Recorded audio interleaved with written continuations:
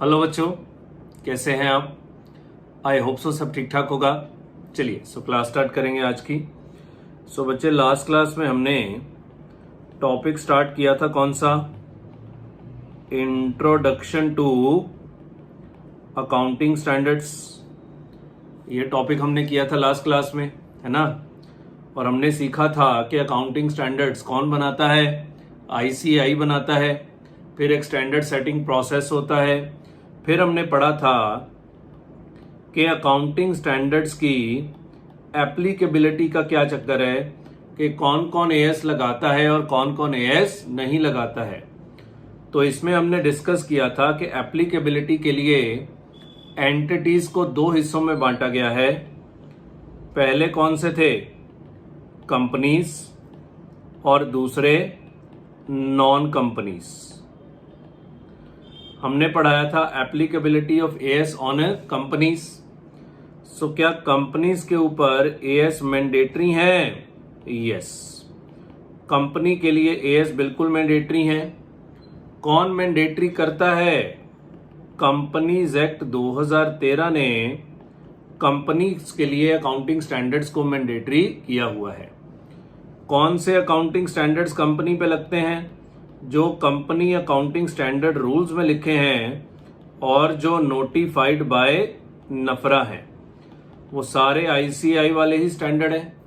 उसी को ही नफरा ने क्या किया हुआ है? नोटिफाई किया हुआ है। फिर हमने पढ़ा था कि कंपनीज को फर्दर दो हिस्सों में बांटा गया है। पहले थे एसएमसीज और दूसरे थे नॉन एसएमसीज। एसएमसीज मतलब स्मॉल एंड मीडियम कंपनीज, छोटे छोटे कंपनीज। नॉन एसएमसीज मतलब बड़े बड़े कंपनीज। एसएमसीज को एग्जम्पशंस दिए गए थे कुछ, और नॉन एसएमसीज को किसी भी तरह की कोई भी एग्जम्पशन अवेलेबल नहीं होती। एसएमसीज को एग्जम्पशन अवेलेबल होते हैं, पर नॉन एसएमसीज को किसी भी तरह के कोई भी एग्जम्पशन अवेलेबल नहीं होते। कौन से एग्जम्पशन थे? दो तरह के एग्जम्पशन थे, एक फुल एग्जम्पशन और दूसरा पार्शियल एग्जम्पशन। फुल एग्जम्पशन था एएस 3 और 17 कि ये दो एएस तो इनको लगाने की जरूरत ही नहीं है, और पार्शियल था 15, 19, 20, 28 और 29। फिर हमने पढ़ाया था कि कोई कंपनी नॉन एसएमसी कैसे बनती है। कितने कंडीशंस थे? 5 कंडीशंस थे। कितने पूरे करने हैं? कोई भी एक कंडीशन अगर पूरी कर दें तो वो कंपनी क्या बन जाएगी? नॉन एसएमसी बन जाएगी। कितने कंडीशन है? 5 कंडीशन है। कितने पूरे करने हैं? सिर्फ और सिर्फ एक ही कंडीशन पूरा कर देंगे तो वो कंपनी आपकी नॉन एसएमसी बन जाएगी। पहला क्या था? लिस्टेड कंपनी और company in the process of listing. मैंने कहा था ये अब काम का पॉइंट है नहीं। दूसरा था बैंकिंग कंपनीज, इंश्योरेंस कंपनीज और फाइनेंशियल इंस्टीट्यूशंस। तीसरा था companies whose turnover exceed 250 crore during the previous year. चौथा था companies whose borrowings exceed 50 crore at any time during the previous year. और लास्ट था holding and subsidiary of any of the above entity. So पांचों में से एक भी कंडीशन पूरी हो जाए तो वो कंपनी नॉन एसएमसी है, और अगर पांचों में से कोई भी कंडीशन पूरी नहीं हो रही तो उस कंपनी को क्या बोला जाता था? एसएमसी ही बोला जाता था। क्लियर हो गई बात? समझ आ गया? ओके। सो यहां तक की बातें हमने सारी की सारी पढ़ ली थी। एक बात इसमें छोटी सी और रहती है, फिर हम नॉन कॉर्पोरेट एंटिटीज के ऊपर चलेंगे, नॉन कंपनीज के बारे में चर्चा करेंगे, उसमें भी अमेंडमेंट है। बच्चे सोचो कि ये एक साल है, मान लो, ध्यान से सुनना, दो सिचुएशंस बनते हैं। 1/4/2020 से लेकर 31 मार्च 2021 का एक साल है। ठीक है जी। इस साल में ये कंपनी एसएमसी थी, मतलब छोटी कंपनी थी। तो क्या इस साल इसको एग्जम्पशन मिले होंगे? यस। उसने कंडीशंस को पूरा कर दिया होगा, और साल 2020-21 में वो छोटी कंपनी थी और उसको एग्जम्पशंस मिले थे। जब 2021-22 आया तो वो कंपनी नॉन एसएमसी बन गई, वो कंपनी बड़ी हो गई, कंपनी का साइज बड़ा हो गया, उसकी टर्नओवर बढ़ गई और वो कंपनी नॉन एसएमसी बन गई। नाउ द क्वेश्चन अराइजेस, क्या ये एसएमसी और नॉन एसएमसी एक ही साल चेक करना है कि हर साल चेक करना है? एंड द आंसर इज हर साल चेक करना है। मतलब ये पॉसिबल है कि कोई कंपनी अगर पिछले साल एसएमसी थी तो अगले साल वो नॉन एसएमसी बन जाए। बिल्कुल पॉसिबल है, बिल्कुल पॉसिबल है। नाउ द क्वेश्चन अराइजेस, क्या उसको 21-22 में एग्जम्पशन मिलेंगे? The answer is no, no exemption. आपका कंपनी अकाउंटिंग स्टैंडर्ड रूल्स क्या कहते हैं? If a company which is SMC in previous year becomes non-SMC in current year, the exemptions will be withdrawn immediately. The exemptions will be withdrawn immediately. एक छोटी company थी, वो बड़ी बन गई तो immediately exemptions withdraw हो जाएंगे। पर एक छूट दी गई है। आपको पता होगा प्रैक्टिकली जब भी बैलेंस शीट और पीएल बनता है वो 2 साल का बनता है। मतलब अगर आप 21-22 का पीएल बना रहे हैं तो कंपैरिजन पर्पस के लिए आपको 20-21 का पीएल भी देना होता है प्रैक्टिकली, है ना, 2 साल का होता है। अब सोचो, यहां पे एग्जम्पशंस मिली हुई हैं, यहां पे कोई एग्जम्पशन नहीं है। क्या ये दोनों साल कंपैरेबल हैं? नहीं, कंपैरेबल नहीं है। सो सही तरीका तो ये है कि मुझे 20-21 के साल को भी दोबारा बनाना चाहिए बिना एग्जम्पशन के, पर कंपनी अकाउंटिंग स्टैंडर्ड रूल्स कहते हैं मैं आपको माफी दे देता हूं, एग्जम्पशन इस साल से विड्रॉ कर लो, पर पिछले साल को रिवाइज करने की जरूरत नहीं है। इतनी माफी आपको हम दे देते हैं। So when a company which is a SMC in previous year becomes non-SMC in current year, the exemption will be withdrawn immediately, but previous year financial statements need not to be revised. So आपको पिछले साल के financial statements को revise करने की जरूरत बिल्कुल भी नहीं है। Previous year financial statements need not to be revised. पिछले साल के फाइनेंशियल स्टेटमेंट्स को रिवाइज करने की जरूरत बिल्कुल भी नहीं है। और क्यों नहीं है बता दिया, वैसे होनी चाहिए क्योंकि अब दोनों साल कंपैरेबल नहीं रहे, पर कंपनी रूल्स कहते छोड़ो, कहां पिछला साल दोबारा बनाते रहोगे, जो पिछला साल बन गया, पिछले साल को चेंज करने की जरूरत नहीं है। आप इसी साल से एग्जम्पशंस को अप्लाई करा दीजिए, हम आपकी बात मान लेते हैं। समझ आ गई बात? दूसरा केस अब उल्टा करते हैं। 1/4/2020, 31 मार्च 2021 और 31 मार्च 2022। यहां बनाते हैं 31 मार्च 2022 और 31 मार्च 2023। 20-21 में वो कंपनी नॉन एसएमसी थी। 20-21 में वो कंपनी नॉन एसएमसी थी, ठीक है जी। 21-22 में जाके वो एसएमसी बन गई। 20-21 में वो कंपनी नॉन एसएमसी थी, 21-22 में वो जाके एसएमसी बन गई। नाउ द क्वेश्चन इज, क्या अच्छा पिछले साल तो कोई एग्जम्पशन मिल नहीं रही होगी, कोई एग्जम्पशन नहीं मिल रही होगी। नाउ द क्वेश्चन इज, क्या 21-22 में एग्जम्पशन मिलेगी? The answer is no, still no exemption. है जब एग्जम्पशन विड्रॉ करने की बारी आई थी तो कंपनीज एक्ट कहता था exemptions will be withdrawn immediately, पर जब एग्जम्पशंस देने की बारी आई है तो कंपनीज एक्ट कहता है सुनो, exemptions will be available only if the company remains SMC for consecutive period of 2 years। मतलब अगले साल भी वो एसएमसी रही तो तीसरे साल से उसको एग्जम्पशंस मिलने स्टार्ट होंगे। Exemptions will be available only if the company remains SMC for a continuous period of 2 years। तो देखो क्या छल है कि जब एग्जम्पशंस विड्रॉ करने हैं तो विड्रॉ तो इमीडिएटली कर लिए जाते हैं, पर जब एग्जम्पशंस देने की बारी आती है तो ये बोला जाता है कि लगातार 2 साल तक एसएमसी बन के दिखाओ, फिर तीसरे साल से आपको एग्जम्पशंस देना शुरू कर देंगे।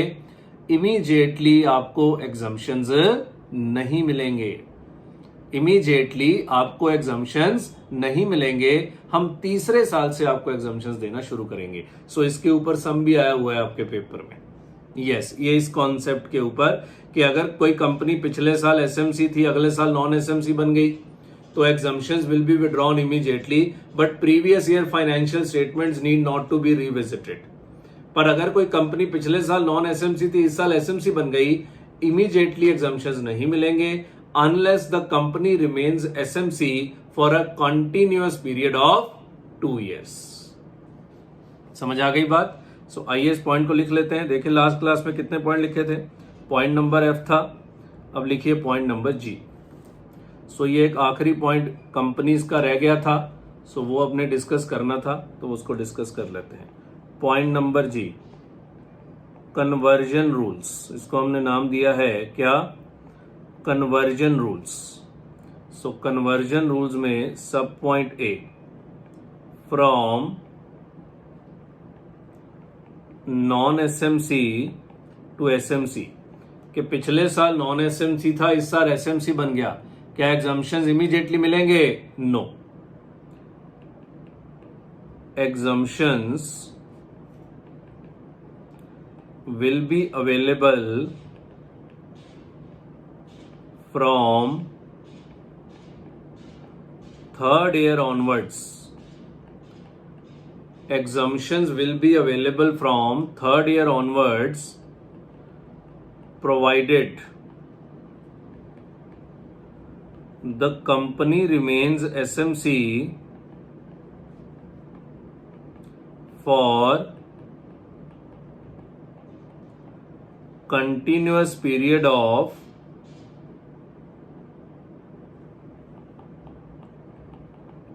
2 years। सो अगर 2 साल तक लगातार कंपनी एसएमसी रहेगी तो तीसरे साल से उसको एग्जम्पशंस मिलने स्टार्ट हो जाएंगे। B, from SMC to non SMC, from SMC to non SMC, लिखिए exemptions will be withdrawn, exemptions will be withdrawn immediately। However, financial statements of previous years, financial statements of previous years need not to be restated। However, financial statements of previous years need not to be restated। लिखिए जरा जल्दी।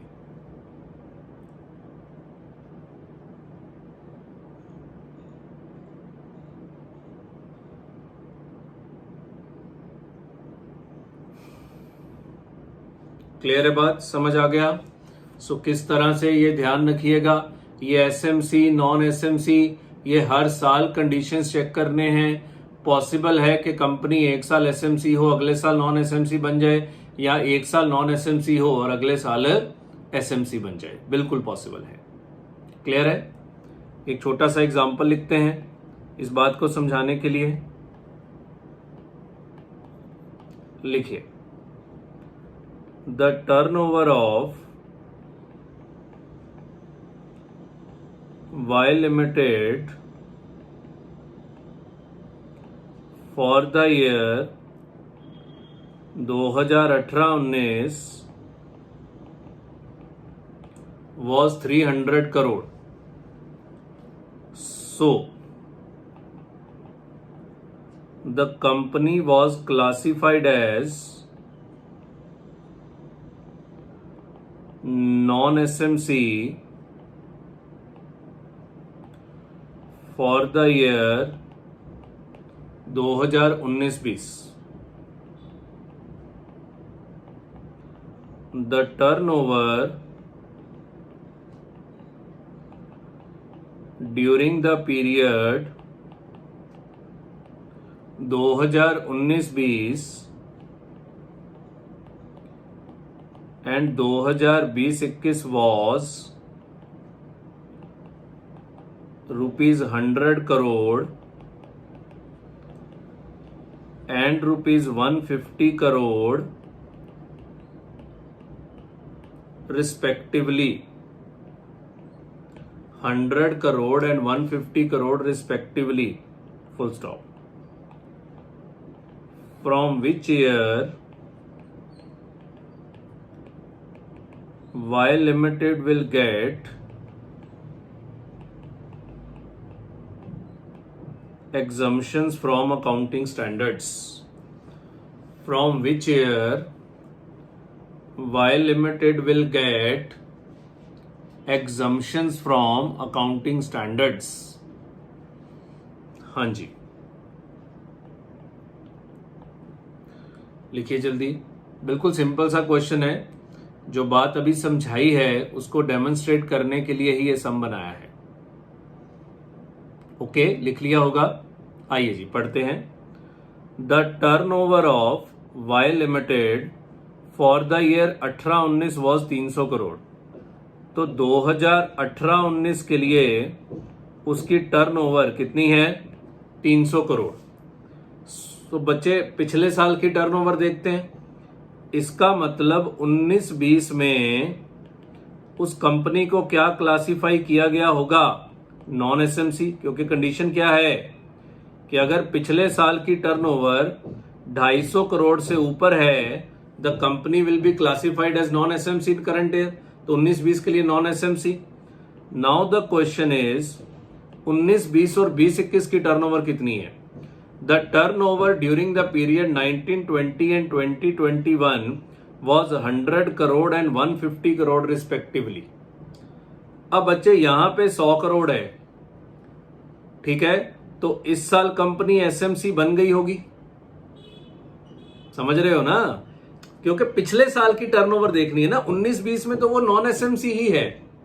19-20 में तो वो non SMC बन चुका है. Now the question is 20-21 में क्या है? तो 20-21 में खड़े होके देखा, पिछले साल की सेल 250 करोड़ से कम है, एसएमसी.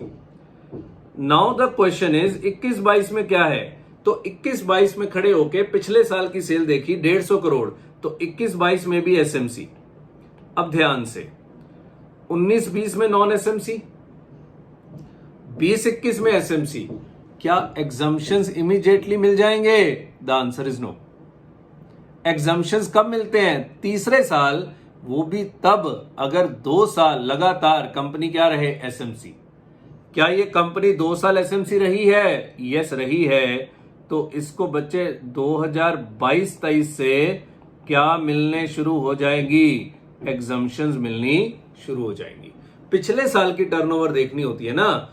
19-20 के लिए मैंने 18-19 की टर्नओवर देखी, नॉन एसएमसी.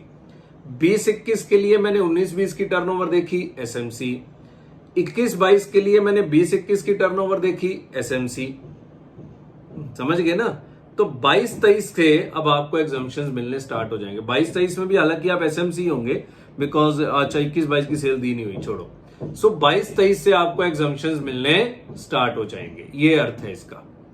समझ आ गई बात? सो ये नीचे आंसर लिख लीजिए. In order to get exemptions,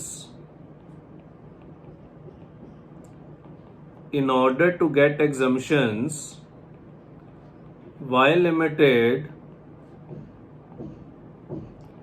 need to remain SMC for a continuous period of 2 years since Y Limited remained SMC for 2020-21 and 21-22, so exemptions will be available from 2022-23. So exemptions will be available from 2022-23. लिख लीजिए। समझ आ गई बात? Clear हो गया?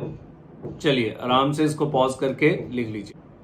चलिए बच्चे, तो यहां हमारी पहली बात खत्म हो गई जी, applicability of AS on companies. Clear हो गई बात? चलिए जी, अब बात करते हैं जी नॉन कंपनीज की। हेडिंग बनाइए,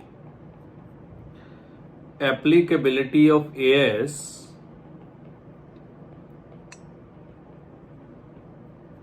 ऑन नॉन कंपनीज या नॉन कॉर्पोरेट एंटिटीज, ऐसे लिख लो। Applicability of AS on non corporate entities. चलिए, सो हमेशा की तरह पहले हम समझाएंगे आपको सारा, जैसे हमने कॉर्पोरेट्स का समझाया था। सो ये वाला पोर्शन भी हम पहले सारे का सारा समझते हैं। इसमें भी कुछ अमेंडमेंट्स हुए हैं, सो वो अमेंडमेंट्स के साथ ही हम इस पोर्शन को डिस्कस करेंगे। क्लियर है? ध्यान से मेरी बातों को सुनिएगा, लिखना कुछ नहीं है।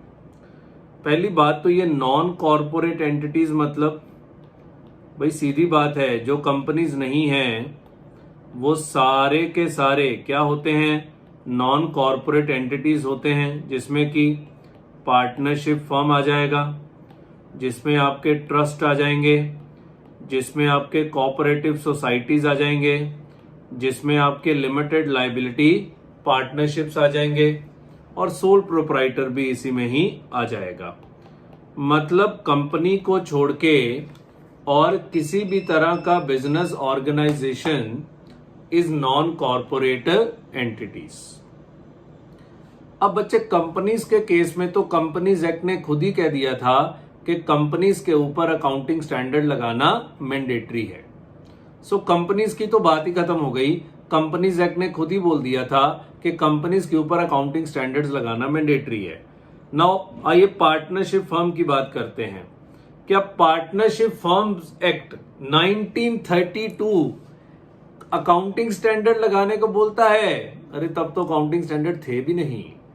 सोल प्रोप्राइटर पे क्या कोई लॉ अकाउंटिंग स्टैंडर्ड लगाने को बोलता है? ना। ट्रस्ट एक्ट तो शायद 1882 का बना हुआ है, तो क्या ये अकाउंटिंग स्टैंडर्ड लगाने को बोलता है? नहीं। तो कोई लीगल फ्रेमवर्क नहीं है। और जहां तक मुझे ध्यान है, सोसाइटीज और एलएलपी पे अकाउंटिंग स्टैंडर्ड लगेंगे। कोऑपरेटिव सोसाइटीज एक्ट का multi state cooperative societies act 2002 है और एलएलपी एक्ट 2008 है। ये दोनों एक्ट बोलते हैं कि इनके books of accounts as per accounting standards बनाए जाएंगे। सो देखो, जहां तो लॉ ने ही बोल दिया वहां तो बात ही खत्म हो गई जी। अगर लॉ ने बोल दिया बात खत्म, अकाउंटिंग स्टैंडर्ड लगेंगे।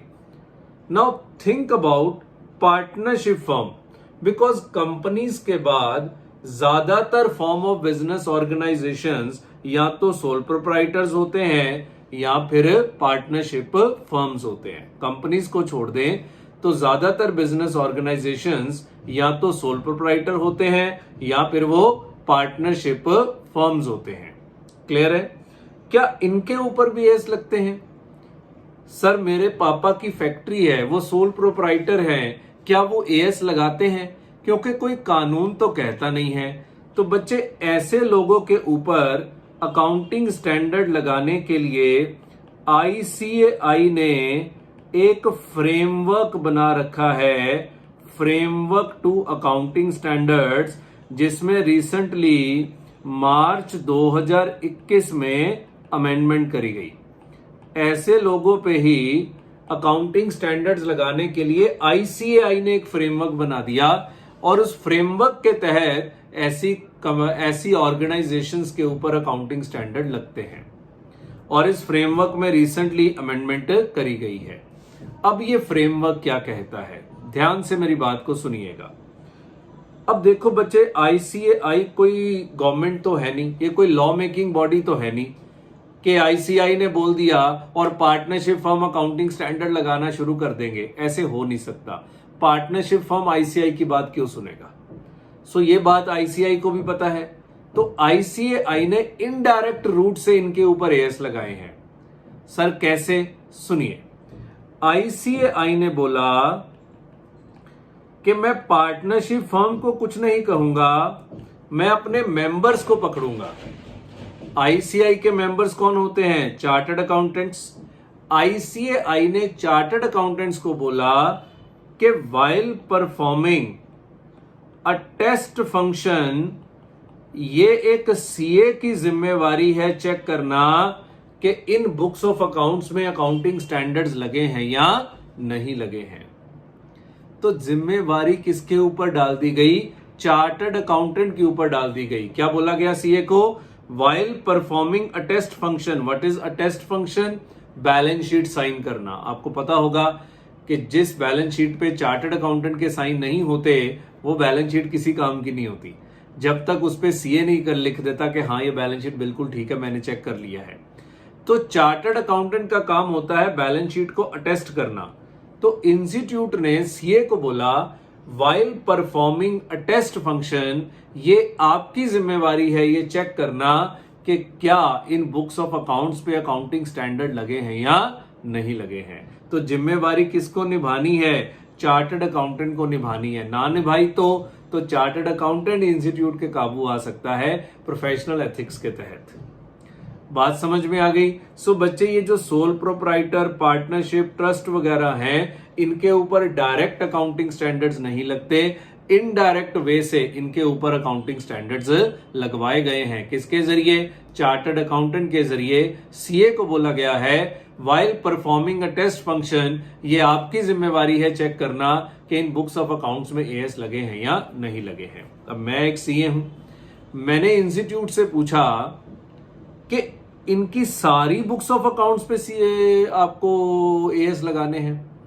बच्चे, मैं एक प्रैक्टिकल चीज बताता हूं आपको। जो सोल प्रोप्राइटर पार्टनरशिप फर्म है ना, ये अपने books of accounts as per tax law के अकॉर्डिंगली ही बनाते हैं। ये अकाउंटिंग स्टैंडर्ड्स के अकॉर्डिंगली बुक्स बनाते नहीं है, बिकॉज इनको अकाउंटिंग स्टैंडर्ड्स के अकॉर्डिंगली बुक्स बनाना मैंडेटरी नहीं है। टैक्स के बुक्स इनको बनाने पड़ते हैं बिकॉज इनको इनकम टैक्स के रिटर्न फाइल करने होते हैं। अदरवाइज इनको अकाउंटिंग स्टैंडर्ड वाले books of accounts banana mandatory नहीं होता। सो प्रैक्टिकली जब आप इनके यहां ऑडिट करने जाएंगे तो टैक्स लॉज वाली बैलेंस शीट ही मिलेगी। तो मैंने आईसीआई से पूछा, साहब ये तो एएस लगाते ही नहीं। तो आईसीआई कहता, सुनो, एएस वाले फाइनेंशियल स्टेटमेंट्स ये तब बनाएंगे when they are reporting entity. When they are reporting entity मतलब इन्होंने किसी को रिपोर्ट करना है ना, जब, तब इनको एएस वाले बैलेंस शीट बना के देने हैं। सर इन्होंने किसको रिपोर्ट करना होता है? बच्चे, जैसे इन्होंने अगर बैंक से लोन लिया है तो बैंक में इनको बैलेंस शीट जमा करानी पड़ती है, ये होता है रिपोर्टिंग एंटिटी। और ये बैलेंस शीट जो बननी चाहिए that should be prepared as per the accounting standard. So non corporate entities पे अकाउंटिंग स्टैंडर्ड सिर्फ तभी लगते हैं when they are reporting entities. इन्होंने किसी को रिपोर्ट करना होता है, अदरवाइज तो ये लोग एएस लगाते ही नहीं है। ये तो सीधा टैक्स लॉस के अकॉर्डिंगली ही अपने बुक्स ऑफ अकाउंट्स बनाते हैं, ये कोई अकाउंटिंग स्टैंडर्ड नहीं लगाते।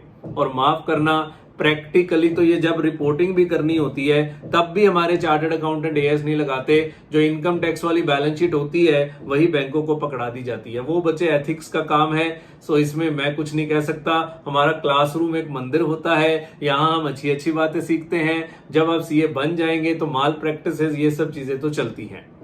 पर इंस्टीट्यूट ने सीए के ऊपर जिम्मेवारी डाली है कि while performing attest function if they are reporting entities, तो चार्टर्ड अकाउंटेंट की जिम्मेवारी है ये चेक करना कि इन पे एएस लगे हैं या नहीं लगे हैं। क्लियर हो गई बात? मन में सवाल आएगा, सर ट्रस्ट के ऊपर भी एएस लगते हैं? सर ट्रस्ट तो धर्म कर्म के काम करता है, तो क्या ट्रस्ट के ऊपर भी एएस लगते हैं? तो सुनो, आपका आईसीएआई का फ्रेमवर्क क्या कहता है ये सारी बातें मैं कहां से बोल रहा हूं? फ्रेमवर्क से बोल रहा हूं। आईसीआई का फ्रेमवर्क कहता है कि अगर तो आपका ट्रस्ट प्योरली रिलीजियस और चैरिटेबल ट्रस्ट है, अगर ट्रस्ट इज प्योरली रिलीजियस और चैरिटेबल ट्रस्ट है, मतलब ट्रस्ट व्यापार नहीं करता, तब इसके ऊपर आपको अकाउंटिंग स्टैंडर्ड लगाने की जरूरत नहीं है। बिकॉज जो व्यापार ही नहीं करता, वो प्रॉफिट के लिए तो काम करता नहीं, तो उसके ऊपर क्यों अकाउंटिंग स्टैंडर्ड लगाएं? अकाउंटिंग स्टैंडर्ड्स का मेन पर्पस क्या है? True and fair view. तो जो व्यापार ही नहीं करता, तो उसके ऊपर हम अकाउंटिंग स्टैंडर्ड्स क्यों लगाएं? सो अगर purely religious and charitable trust है, तो इसके ऊपर अकाउंटिंग स्टैंडर्ड्स अप्लाई नहीं किए जाते। बट अगर आपका ट्रस्ट एक बिजनेस भी करता है, जैसे बाबा रामदेव का पतंजलि योगपीठ, पतंजलि कंपनी भी है, पतंजलि योगपीठ एक ट्रस्ट भी है, ये तो बिजनेस भी करते हैं, योगा सिखाने के पैसे लेते हैं ये लोग, तो इनके ऊपर आपको अकाउंटिंग स्टैंडर्ड लगाने पड़ेंगे। Sir purely religious and charitable trust, जैसे गोविंद गोधाम लुधियाना में, ये purely religious and charitable trust है, जो कि चंदे पे ही चलते हैं, दान धर्म का काम करते हैं, चंदे पे चलते हैं, व्यापार कोई नहीं करते ये। सो ऐसी ट्रस्ट के ऊपर आपको एएस लगाने की जरूरत नहीं है। बट अगर आपका ट्रस्ट व्यापार करता है, तो आपको फिर अकाउंटिंग स्टैंडर्ड्स को अप्लाई करवाना पड़ेगा। क्लियर हो गई बात? सो इनके ऊपर कैसे एएस लगे? इनडायरेक्ट रूट से चार्टर्ड अकाउंटेंट्स के जरिए यह सुनिश्चित किया गया कि इनके ऊपर एएस लगे। कब? When these are the reporting entities. Clear हो गई बात? मैंने कहा जी इनको कोई एग्जम्पशन नहीं देनी, इंस्टीट्यूट कहता देनी है। तो फ्रेमवर्क ने क्या हो रहा है? फ्रेमवर्क ने एएस लगाने के लिए नॉन कॉर्पोरेट एंटिटीज को 4 हिस्सों में बांट दिया है। माय गॉड, कॉर्पोरेट एंटिटीज को कितने हिस्सों में बांटा गया था? सिर्फ 2, एसएमसीज और नॉन एसएमसीज। पर नॉन कॉर्पोरेट को कितने हिस्सों में बांटा गया है? 4 हिस्सों में। ये किसने बांटा है? फ्रेमवर्क ने। इंस्टीट्यूट ने जो फ्रेमवर्क जारी किया है, उस फ्रेमवर्क में बोला गया है कि नॉन कॉर्पोरेट एंटिटीज को फर्दर 4 हिस्सों में बांटा जाएगा। पहले हैं लेवल 1 एंटिटीज, दूसरे हैं लेवल 2 एंटिटीज, तीसरे हैं लेवल 3 एंटिटीज और चौथे हैं लेवल 4 एंटिटीज। सो नॉन कॉर्पोरेट एंटिटीज को एएस लगाने के लिए कितने हिस्सों में बांटा गया? टोटल 4 हिस्सों के अंदर बांटा गया। सर इनको भी एग्जम्पशंस हैं? बिल्कुल हैं। एग्जम्पशंस बाद में बताते हैं, पहले ये तो बता दें ये लेवल 1 लेवल 2 बनेगा कैसे। आइए जी, सो सबसे पहले बात करते हैं लेवल 1। तो सेम बच्चे 5 कंडीशंस हैं नॉन एसएमसी वाली, सिमिलर टू सिमिलर, एक रत्ती भर भी चेंज नहीं है। वही नॉन एसएमसी वाली 5 कंडीशंस हैं और उनमें से कोई एक कंडीशन पूरी करनी है। पहला, लिस्टेड एंटिटीज, अब कंपनीज नहीं लिखना, लिस्टेड एंटिटीज और entities in the process of listing. मन में एक सवाल आएगा, जो भी थोड़ा सा सियाना बच्चा है उसके मन में एक सवाल आना चाहिए, सर शेयर बाजार में तो सिर्फ कंपनियां लिस्ट होती हैं, आप नॉन कॉर्पोरेट एंटिटीज का पढ़ा रहे हो और पहली कंडीशन पढ़ा रहे हो लिस्टेड एंटिटीज या entities in the process of listing. Sir ये नॉन कॉर्पोरेट एंटिटीज शेयर बाजार में कैसे लिस्ट होने लगे? मैंने कहा जी बहुत बढ़िया सवाल है, पर हां एक नॉन कॉर्पोरेट एंटिटी ऐसी है जो शेयर बाजार में लिस्ट होती है? मतलब कंपनी नहीं है फिर भी वो शेयर बाजार में लिस्ट होती है? हां, सिर्फ एक है, म्यूचुअल फंड्स। बच्चे हमारे देश में म्यूचुअल फंड ट्रस्ट होते हैं, सारे के सारे म्यूचुअल फंड्स ट्रस्ट होते हैं और फिर भी उनकी लिस्टिंग अलाउड है। वो आप जब सीए फाइनल में जाएंगे तब आप इसके बारे में पढ़ेंगे कि म्यूचुअल फंड को ट्रस्ट के रूप में क्यों बनाया जाता है, ये आप आगे जाके सीखेंगे। सो लिस्टेड एंटिटी ज्यादा नहीं होते, लिस्टेड सिर्फ कंपनियां होती हैं। पर म्यूचुअल फंड है, तो जो भी लिस्टेड एंटिटीज है जी वो लेवल 1 है। दूसरा वही बैंकिंग, इंश्योरेंस और फाइनेंशियल इंस्टीट्यूशन। बताओ कोई ऐसा बैंक जो कंपनी ना हो, बिकॉज हम किसकी बात कर रहे हैं, नॉन कॉर्पोरेट एंटिटीज की बात कर रहे हैं। तो बताओ कोई ऐसा बैंक जो कंपनी ना हो। बच्चे कोई भी आपका agricultural bank, cooperative bank, NABARD, syndicate bank है ना, बड़े सारे कोऑपरेटिव बैंक्स होते हैं, नाबार्ड का नाम सुना है, सिडबी, ये सारे के सारे आपके नॉन कॉर्पोरेट एंटिटीज हैं। इंश्योरेंस एंटिटी तो देखो मुझे भी कोई नहीं पता जो कि कंपनी ना हो, सारी ही कंपनी है, तो मुझे तो नहीं, पर होना होगा, शायद कोई होगा, हो सकता है फाइनेंशियल इंस्टीट्यूशंस भी हो जो कंपनी ना हो, पर मुझे नहीं पता है इनके बारे में, बिकॉज हमें लिस्टेड के बारे में ज्यादा ज्ञान होता है, अनलिस्टेड के बारे में हमें इतना ज्ञान होता नहीं है, और लिस्टेड तो सिर्फ कंपनियां होती हैं। सो जो भी नॉन कॉर्पोरेट एंटिटी बैंक है, इंश्योरेंस का काम कर रहा है या फाइनेंशियल इंस्टीट्यूशन है, वो भी आपका लेवल 1 ही माना जाएगा। तीसरा वही है, entity whose turnover exceed 250 crore during the previous year, entity whose borrowing exceed 50 crore at any time during the previous year, और holding and subsidiary of all the above entities। तो ध्यान से देखो, पांचों की पांचों कंडीशन कौन सी हैं, नॉन एसएमसी वाली हैं। पांचों की पांचों कंडीशंस नॉन एसएमसी वाली हैं, ठीक है जी। सो पहले दो कंडीशंस इंपॉर्टेंट थे कि लिस्टेड नॉन कॉर्पोरेट एंटिटीज कौन से हैं, या बैंक ऐसे होते हैं जो कंपनियां ना हो, इसलिए मैंने इनको अलग से डिस्कस कर दिया। सो वही 5 कंडीशन है, कोई एक पूरा कर दीजिए, लेवल 1। अब वहां तो सिंपल था कि अगर कोई कंपनी नॉन एसएमसी नहीं है तो वो फिर एसएमसी है, पर यहां ऐसा नहीं है, यहां तो 4 लेवल है, तो आपको कम से कम 3 लेवल तो सीखने पड़ेंगे। सो आइए बात करते हैं कि कोई एंटिटी लेवल 2 कैसे बनती है। बच्चे ये 2 कंडीशंस तो नहीं, ये तो स्पेसिफिक कंडीशंस हैं। थर्ड कंडीशन है इसमें, entity whose turnover exceed 50 crore but does not exceed 250 crore. पिछले साल जिसकी टर्नओवर 50 करोड़ से ज्यादा 250 करोड़ तक है, वो लेवल 2 है। Entity whose borrowing exceed 10 crore but does not exceed 50 crore. तो पिछले साल at any time during the previous year, पिछले साल एट एनी टाइम जिसकी बोरोइंग 10 करोड़ से ज्यादा 50 करोड़ तक है, वो भी लेवल 2 एंटिटी है, और holding and subsidiary of all the above entities. अब ये नए रूल्स हैं सारे के सारे। सर लेवल 3 कौन है, entity whose turnover exceed 10 crore but does not exceed 50 crore, because 50 crore के ऊपर तो लेवल 2 है। Entity whose borrowing exceed 2 crore but does not exceed 10 crore, वो लेवल 3 है। और जो लेवल 1 भी नहीं है, लेवल 2 भी नहीं है, लेवल 3 भी नहीं है, वो क्या है, लेवल 4। मतलब टर्नओवर 10 करोड़ तक है या बोरोइंग 2 करोड़ तक है। समझ आ गई बात। तो जिसकी टर्नओवर 10 करोड़ तक है, बोरोइंग पिछले साल 2 करोड़ तक है, वो लेवल 4 है। बच्चे ये रूल्स आपको याद करने पड़ेंगे, ये अमेंडेड रूल्स हैं सारे के सारे, ये रिसेंटली 2021 के अंदर इनमें अमेंडमेंट्स करे गए हैं। सो ये अमेंडेड रूल्स हैं सारे के सारे। एसएमसी वाले में तो 2 ही रूल्स थे, या एसएमसी होगा या नॉन एसएमसी होगा, पर यहां रूल्स ज्यादा हैं।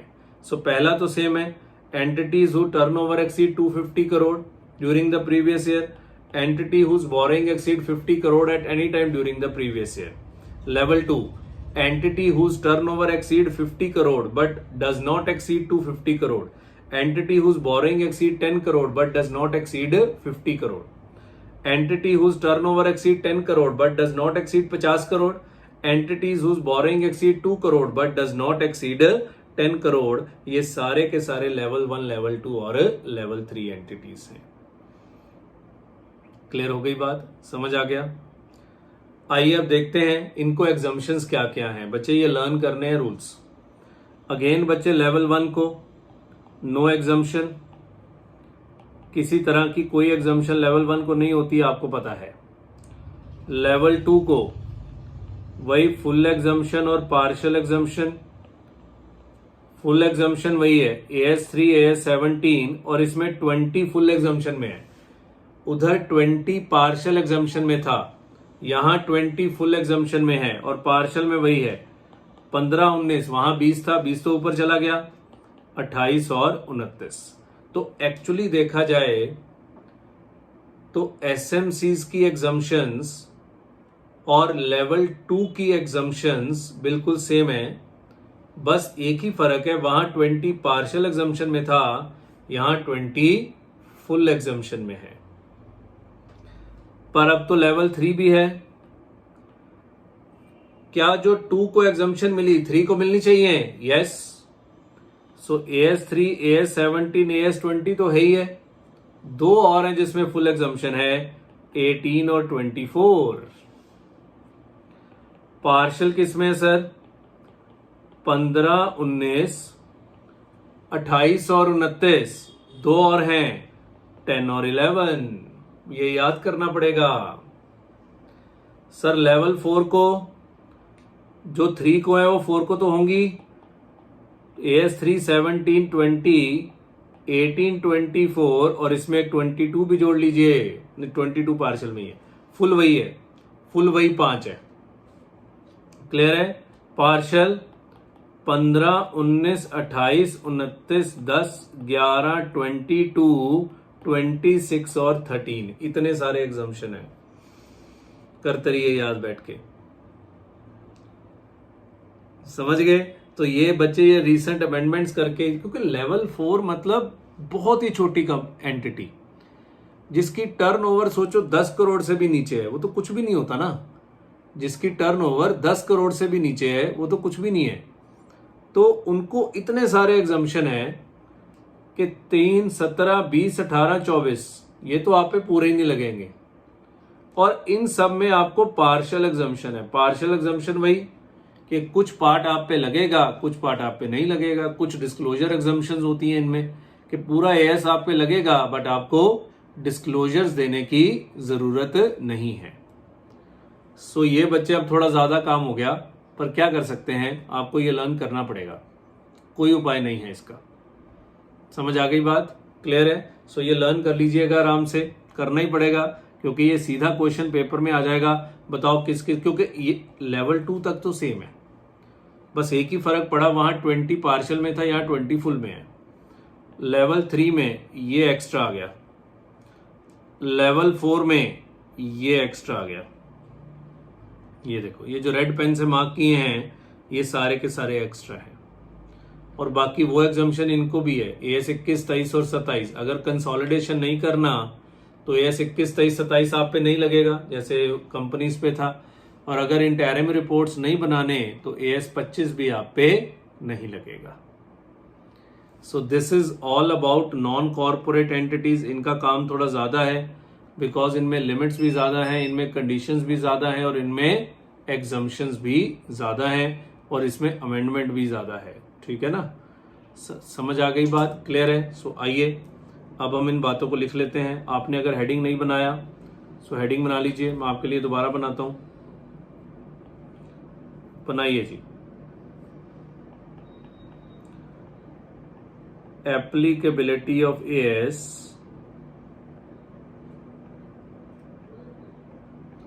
On non-corporate entities. Applicability of AS on non-corporate entities। लिखिए जी, सब पॉइंट A। पहली बात तो इन पे कौन से एस लगते हैं? इन पे सीधा ICI वाले एस ही लगते हैं, कहीं से नोटिफाई करवाने की जरूरत नहीं है। On non companies AS issued by ICAI are applicable। AS issued by ICAI are applicable। B, so far ICAI has issued AS 1 to 29 except AS 6 and AS 8 and all AS are mandatory। तो सारे के सारे as mandatory हैं। हाँ, जो exemptions हैं वो तो हैं, पर अदरवाइज तो सारे एएस मैंडेटरी हैं। अब मैंडेटरी का मतलब क्या है? मैंडेटरी का मतलब है चार्टर्ड अकाउंटेंट के जरिए मैंडेटरी है। सीधे थोड़ा इन पे एएस लगते हैं, वो तो मैं बता दिया कि सीधे तो इन पे एएस लग ही नहीं सकते, बिकॉज कोई कानून इनको एएस लगाने को कहता ही नहीं है। सो लिखिए, mandatory status of as means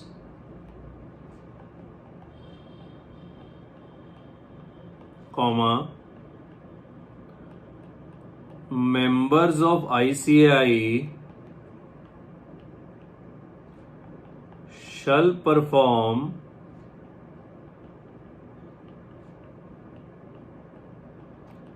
a test function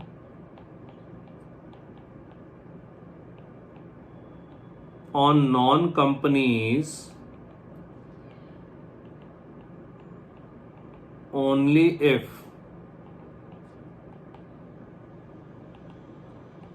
financial statements are prepared as per accounting standards issued by ICAI.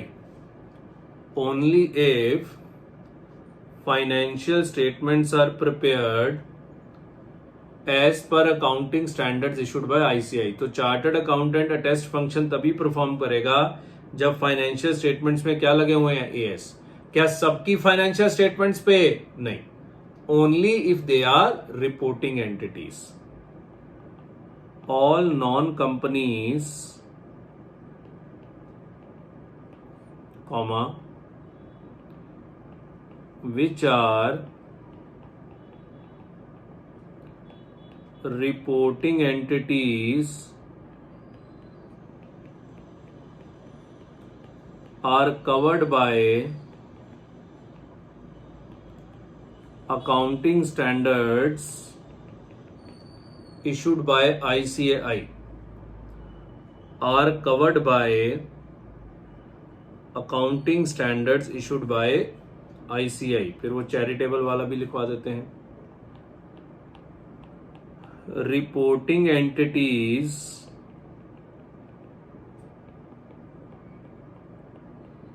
involved in charitable and religious activities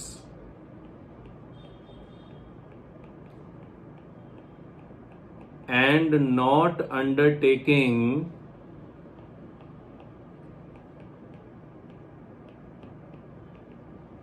any commercial activity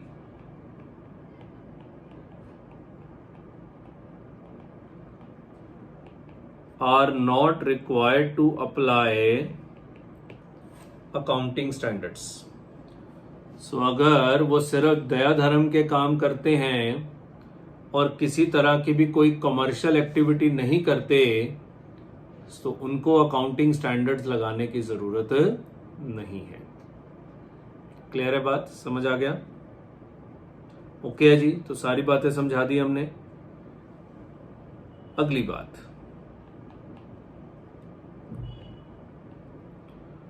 for applicability of as, F point है, for applicability of AS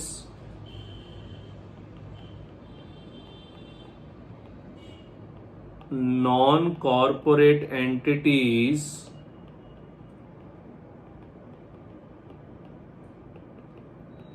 are divided into 3 categories।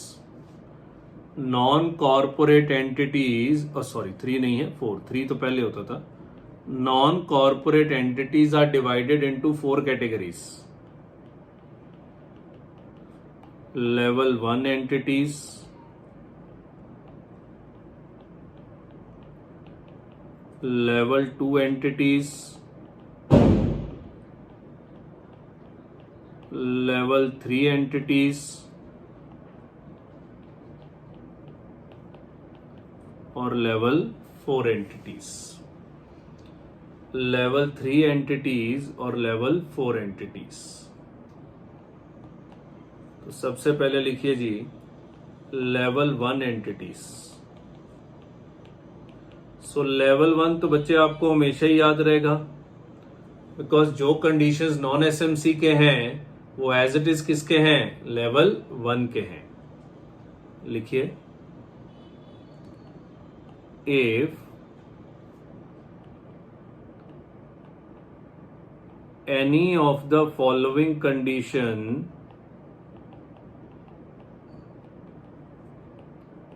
is satisfied, then the entity will be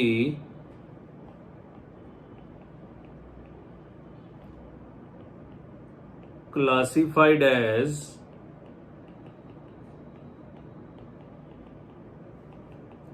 level 1 entity. Then the entity will be classified as level 1 entity.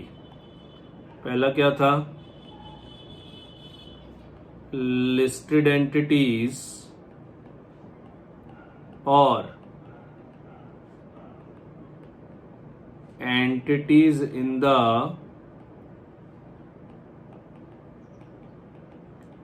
process of listing. For example mutual funds, पता है CA final में आपको पढ़ाएंगे. Mutual funds के ETF होते हैं, exchange traded funds. वो share बाजार में लिस्ट हो जाते हैं, हालांकि वो कंपनियों के नहीं होते, बट स्टिल वो शेयर बाजार में लिस्ट हो जाते हैं. दूसरा banking,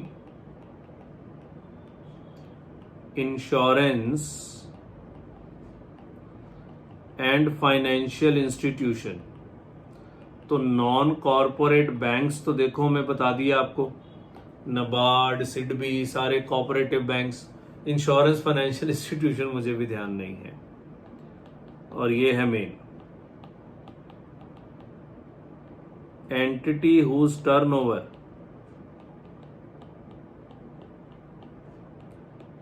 exceed 250 crore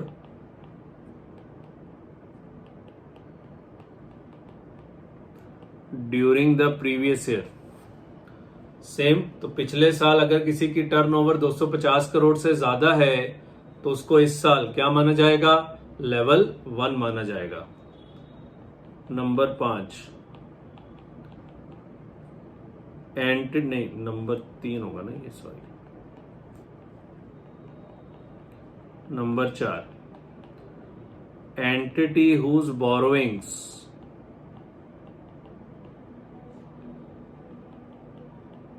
exceed 50 crore at any time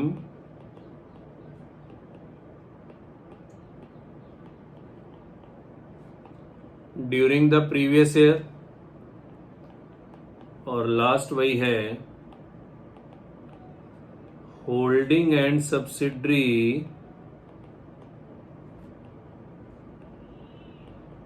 of all the above entities. Holding and subsidiary of all the above entities. Holding and subsidiary of all the above entities. तो ये तो आपको कोई दिक्कत आएगी नहीं, बिकॉज ये तो आपका पहले से ही किया हुआ है और आपको याद भी था ये सारे का सारा. H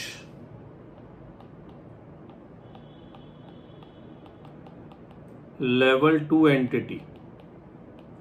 तो इसके 3 ही कंडीशन है, ये वाले 3rd, 4th और 5th. पहले 2 वाले तो इनमें आते नहीं. If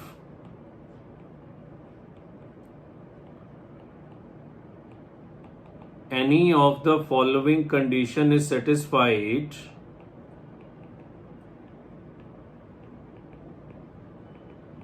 then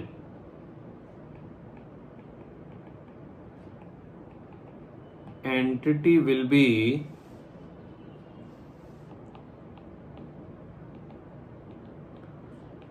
classified as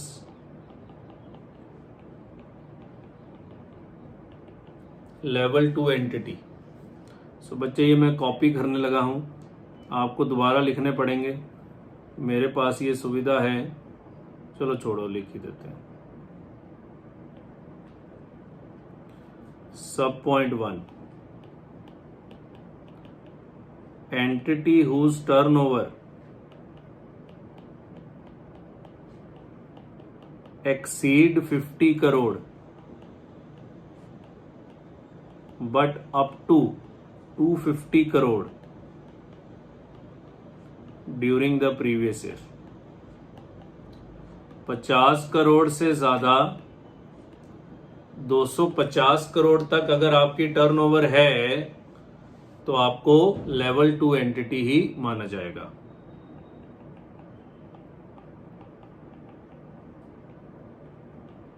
Entity whose borrowings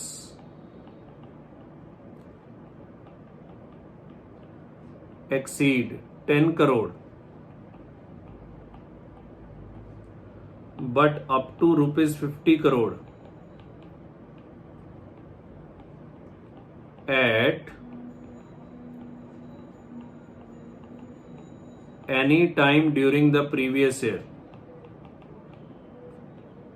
at any time during the previous year. और थर्ड वही है, holding and subsidiary of all the above entities. Holding and subsidiary of all the above entities.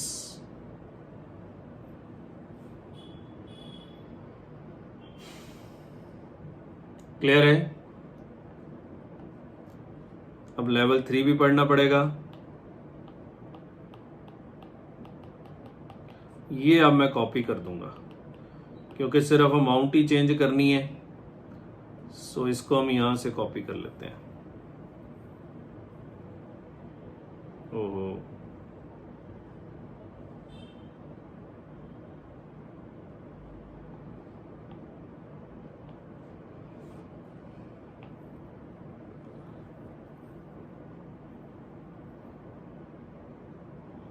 काम खराब हो रहा है, ज़्यादा लालच में पड़ गए हैं। हम यहाँ से कॉपी करते हैं, इससे जल्दी तुमने लिख लेना था।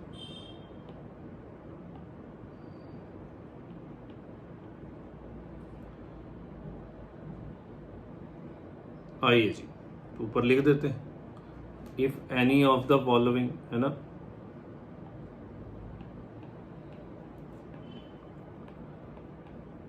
if any of the following condition is satisfied then the entity will be classified as level 3। पहला, entity whose turnover exceed 10 crore but up to rupees 50 crore during the previous year।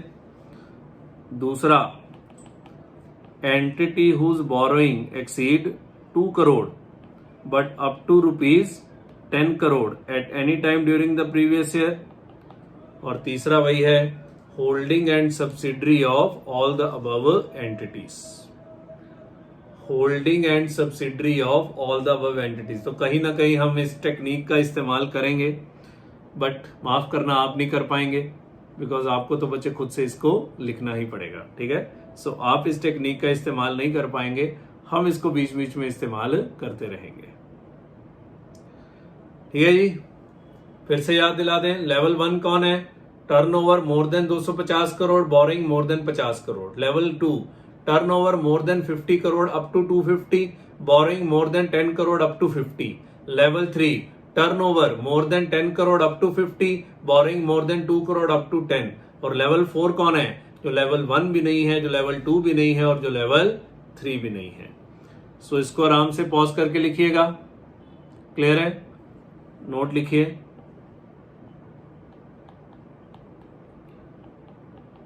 An entity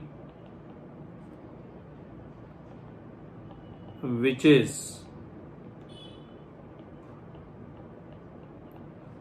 neither level 1, 2 and 3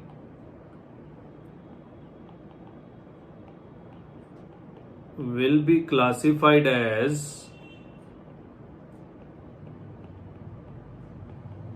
level 4 entity,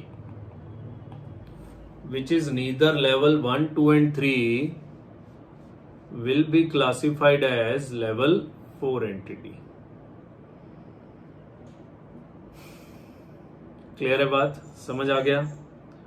सो बच्चे, theory भी उतनी important है, ये सब चीजें आपके paper में आती हैं, इवन इस पे प्रैक्टिकल सम भी आ जाएगा, है हमारी बुक में 2-3, आज कराएंगे आपको वो प्रैक्टिकल क्वेश्चंस भी। सो कई बार इस पे प्रैक्टिकल क्वेश्चंस भी पूछे जाते हैं। ठीक है, चलिए जी। सो लिख लीजिएगा इसको पॉज करके। अब बात करते हैं इनको एग्जम्पशंस क्या मिलते हैं। लिखिए जी, पॉइंट नंबर जे,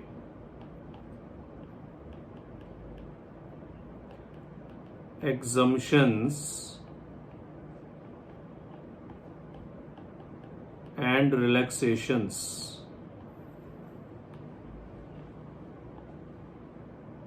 तो सब पॉइंट 1,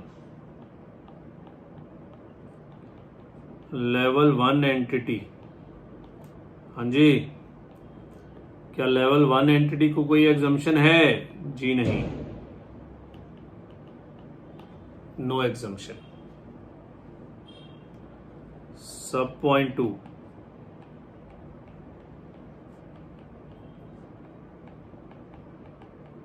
लेवल 2 एंटिटी। तो इनको दो तरह के एग्जम्पशन है, फुल एग्जम्पशन, पार्शियल एग्जम्पशन।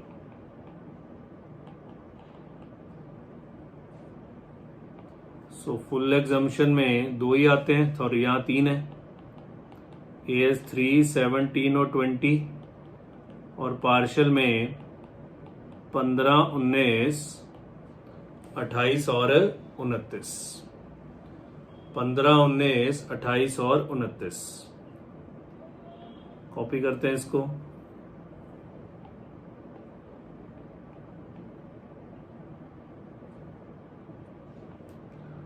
सब पॉइंट 3, लेवल 3 एंटिटी। हाँ जी, फुल एग्जम्पशन 2 एक्स्ट्रा हैं, वो मैं ग्रीन पेन से लिख रहा हूं जो एक्स्ट्रा है, 18 और 24। ठीक है ना? और पार्शियल एग्जम्पशन में 10 और 11। ऐसे इसलिए लिख रहा हूं कि आपको याद करने में मदद मिलेगी। रुकिए, बाद में लिखिए, मुझे लेवल 4 भी लिख लेने दो।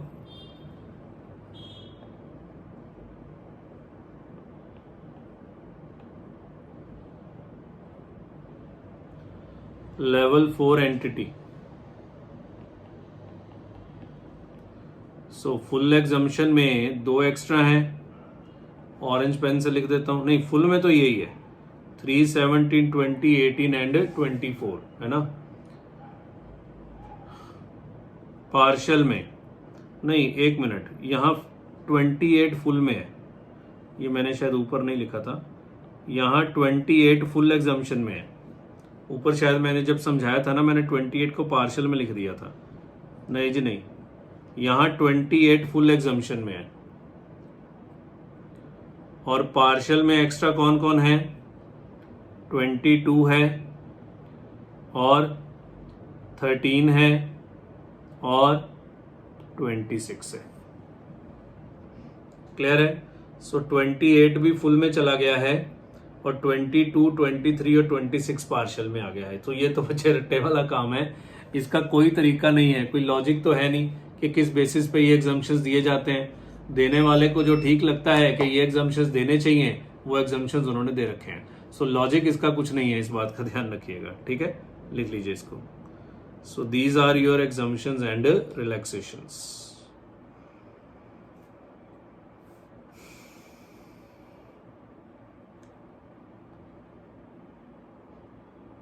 पॉज करिए, ऊपर करेंगे।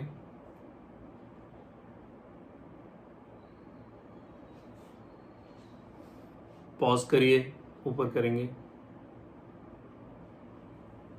चलिए, सो आराम से बच्चे इसको पॉज करके लिख लीजिएगा। सर और भी कोई पॉइंट है?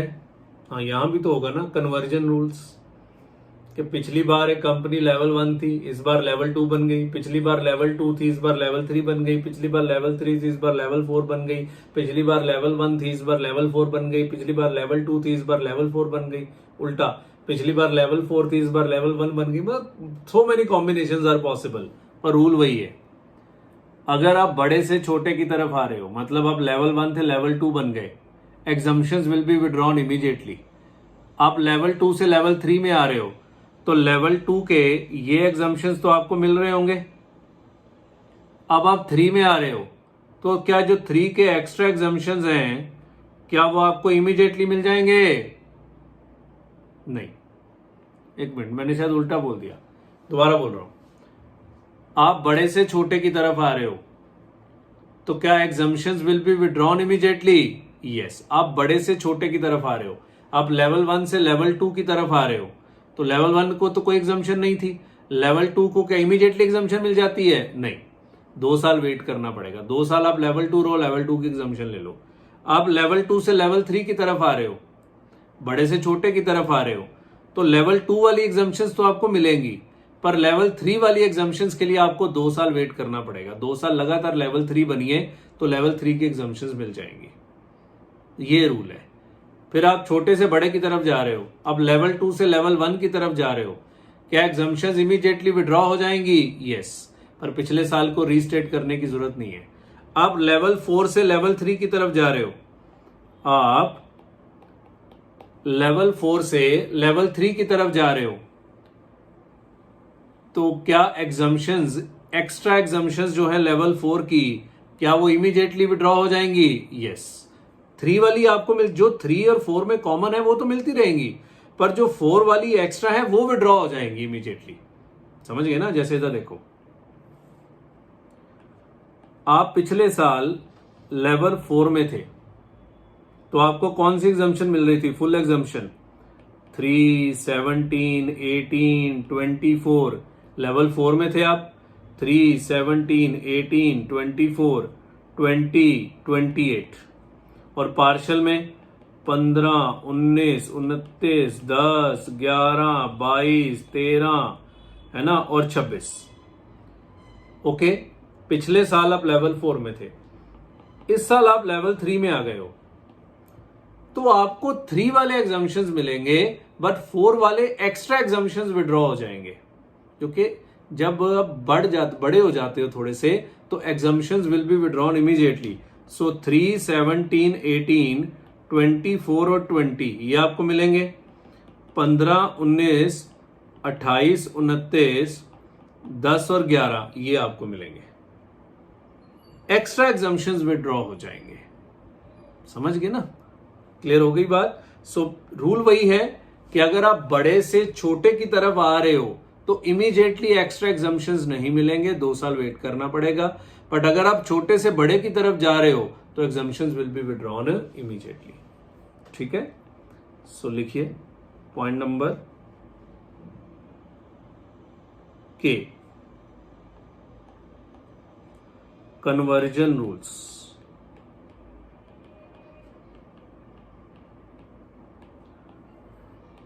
Conversion rules from level 1 to level 2 to level 3 to level 4। मतलब आप बड़े से छोटे की तरफ आ रहे हो, लेवल 1 से 2, 3, 4 आ रहे हो, या लेवल 2 से 3, 4 आ रहे हो, या लेवल 3 से लेवल 4 आ रहे हो, तो exemptions will be withdrawn immediately.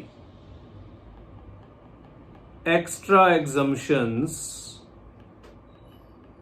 नहीं, एक मिनट, आप बड़े से छोटे की तरफ आ रहे हो, सॉरी माफ करिएगा, बड़े से छोटे की तरफ आ रहे हैं तो एग्जाम्पशंस इमीडिएटली तो मिलते ही नहीं है, ठीक है ना। Exemptions will be available only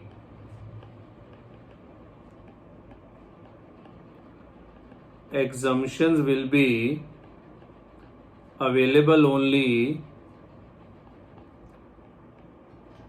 if company remains level 2, 3 or 4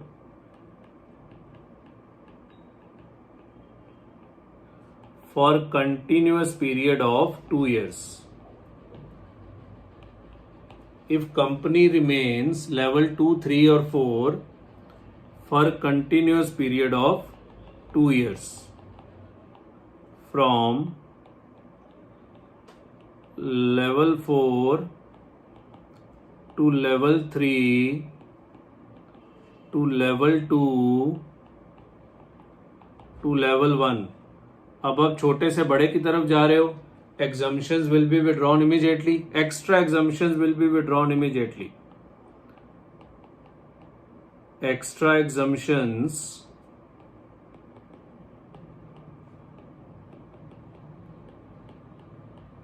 will be withdrawn immediately. However,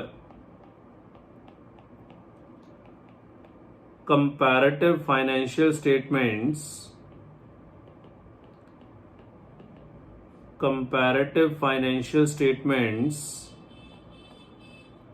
of previous year need not to be restated.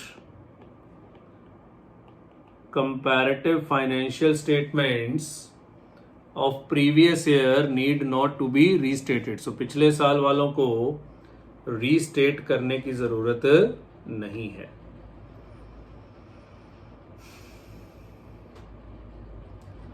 पिछले साल वालों को रीस्टेट करने की जरूरत नहीं है। क्लियर है जी?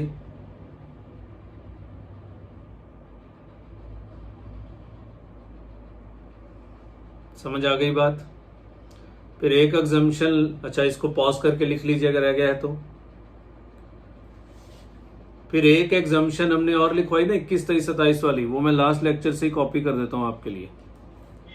ये जो लिखवाई थी कि companies are also exempted from this this and this, 21, 23, 27 से भी एग्जम्पशन है अगर आप कंसोलिडेशन नहीं करते, है ना, ये सब चीजें। सो ये आप लिख लीजिए, मैं तो कॉपी करके लिख दिया। सो कंपनी नहीं, entity, entity is also exempted from applying AS 21, 23, 27 if it is not required to prepare CFS. Similarly, if entity is not required to prepare interim reports, then AS 25 is also exempted. So अगर आप interim reports नहीं बना रहे तो AS 25 भी exempted है।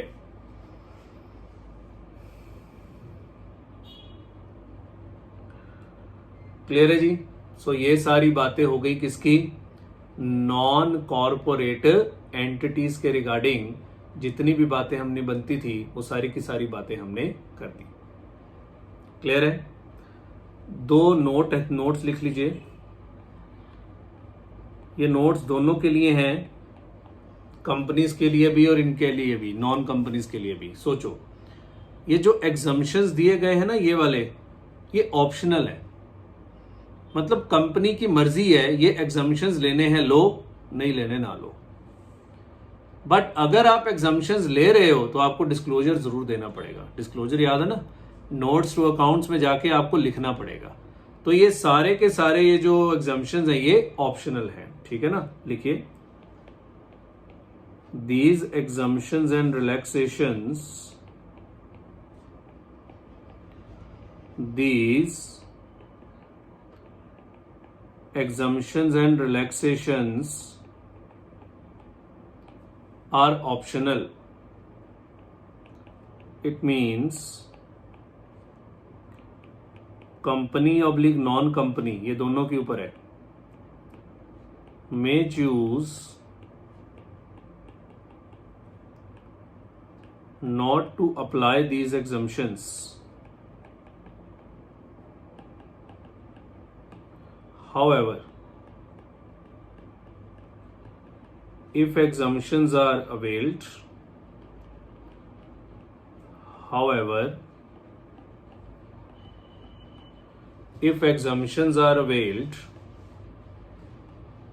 then disclosure is required. However, if exemptions are availed, then disclosure is required. अगर आप exemption नहीं ले रहे, ओके है, आपकी मर्जी है, ना लो.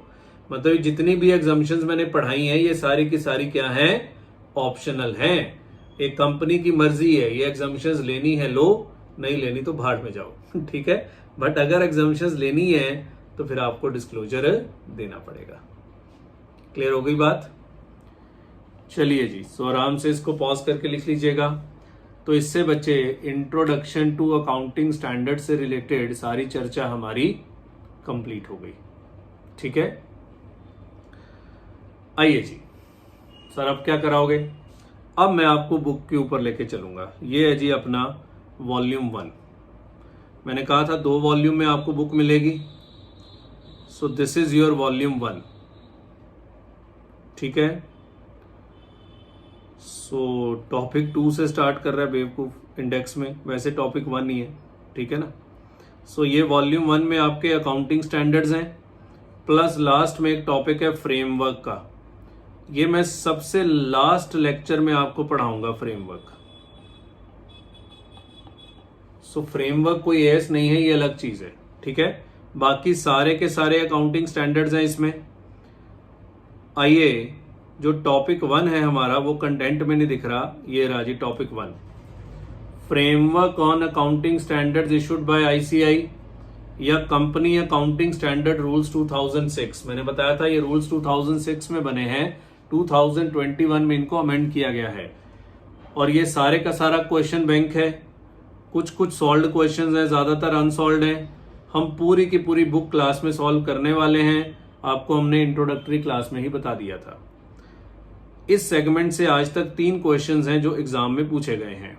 आइए वो तीनों देखते हैं. पहले तो देखो, नवंबर 17 में सीधा थ्योरी क्वेश्चन आया है, what are the issues with which accounting standards deal. सीधा साधा क्वेश्चन. वही 4 इश्यूज हैं बच्चे जिससे अकाउंटिंग स्टैंडर्ड डील करता है: recognition, measurement, presentation and disclosure.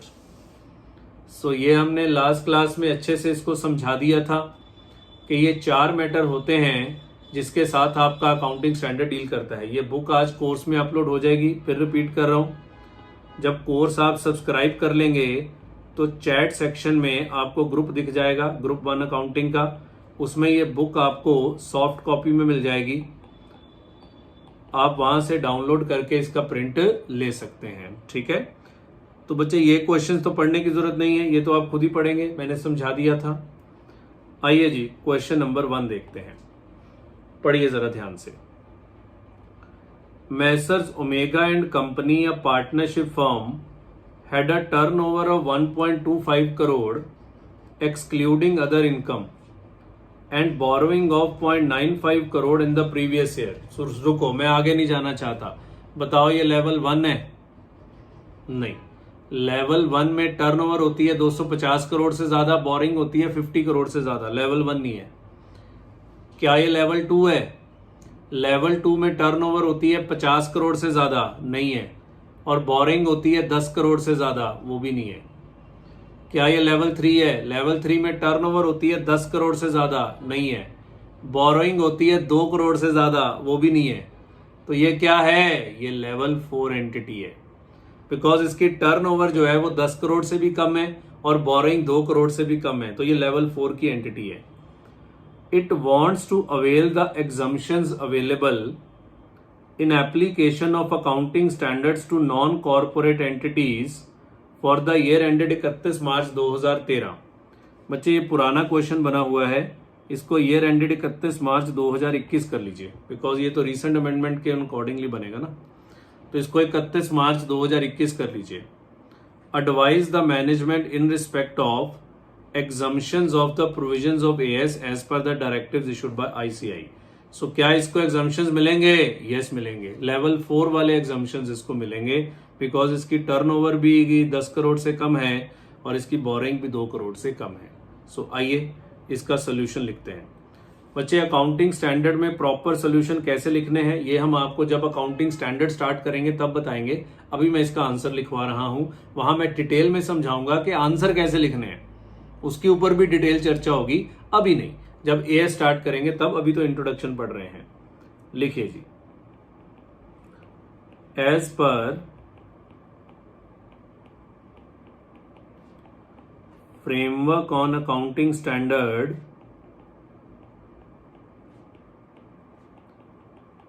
issued by ICAI, if entity has turnover of less than 10 crore and borrowings of less than 2 crore, then such entity is level 4 entity and exemptions are available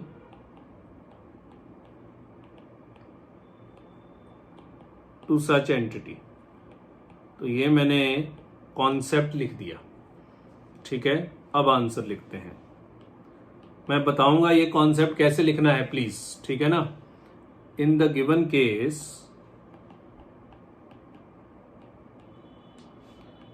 omega limited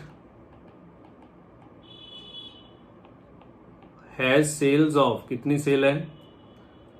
1.25 crore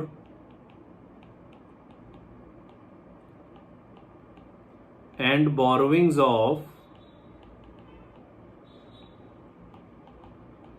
0.95 crore. ये company है? ओहो नहीं, partnership form है। ठीक है ठीक है, सही सवाल बनाया। So it is level 4 entity, मुझे लगा कंपनी है।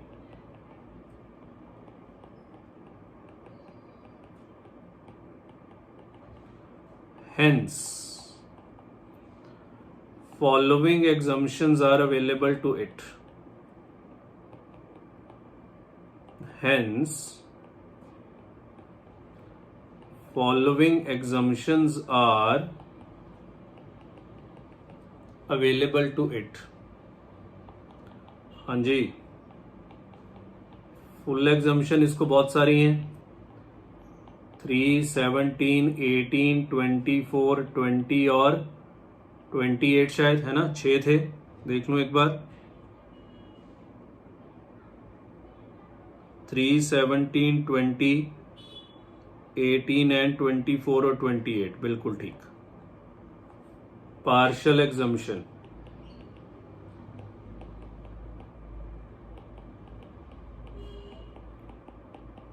पंद्रह, 19, 29, 11, 13, 26, 22, यही है।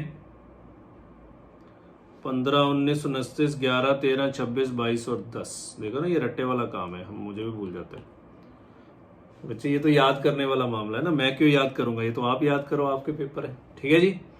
सो इस तरीके से आंसर लिखना है। अभी मैंने आंसर लिखने सिखाए नहीं हुए, वो जब मैं एएस फॉर्मली स्टार्ट कराऊंगा तो आपको आंसर लिखने सिखाऊंगा। फिलहाल आप इस आंसर को नोट कर लीजिए।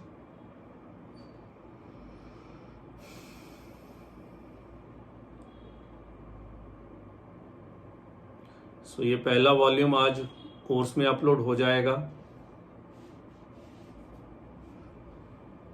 ठीक है जी। सो आराम से इसको पॉज करके आप लिख लीजिएगा।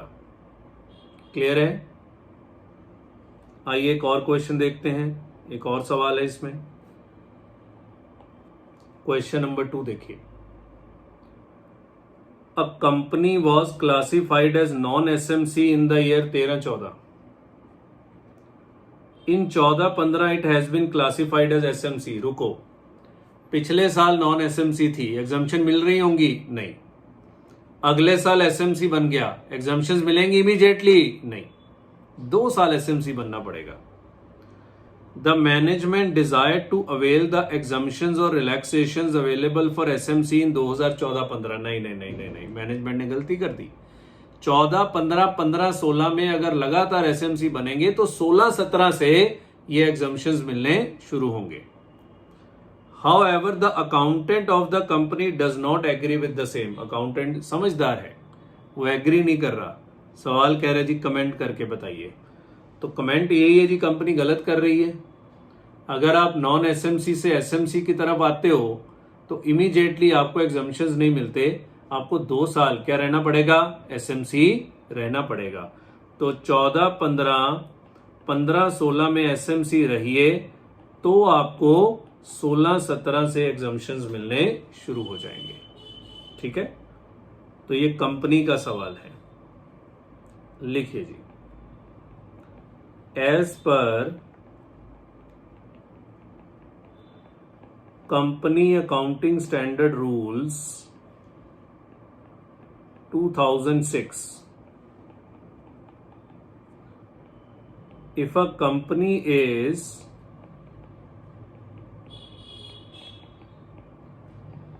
non-SMC in previous year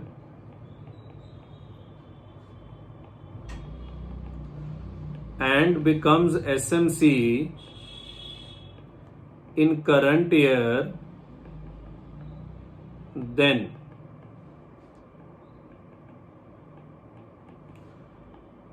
exemptions will not be available immediately.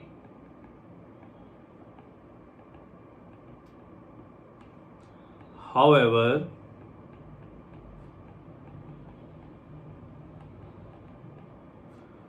exemptions will be available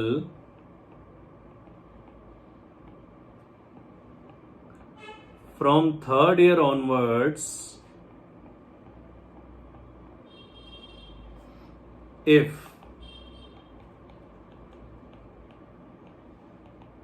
company remains SMC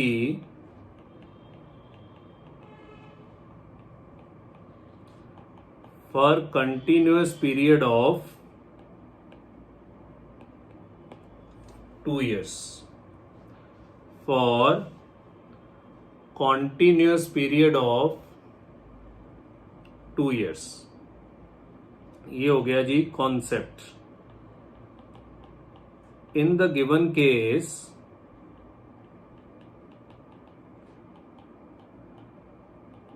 a company is classified as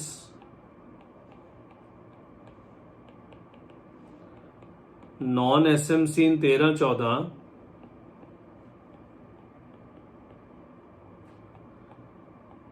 and becomes SMC in 14-15.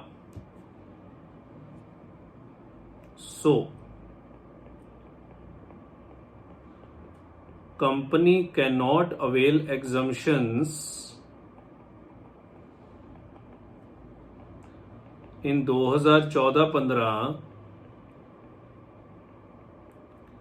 as per above rule. So management की बुराई करिए। So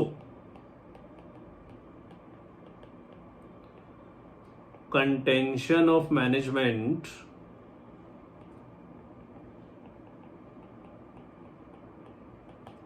is incorrect. So contention of management is incorrect. So management का contention सही नहीं है।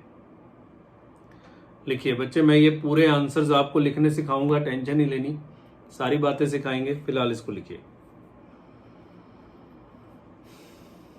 Pause करिए, ऊपर करेंगे। चलिए जी, सो आराम से बच्चे इसको पॉज करके लिख लीजिएगा। ठीक है, सो इससे बच्चे हमारे अकाउंटिंग स्टैंडर्ड्स की इंट्रोडक्शन की चर्चा खत्म हो जाती है।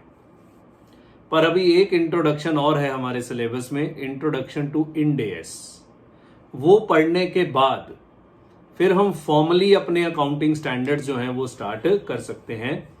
सो नेक्स्ट क्लास में अब हम इंड एएस के बारे में चर्चा करेंगे।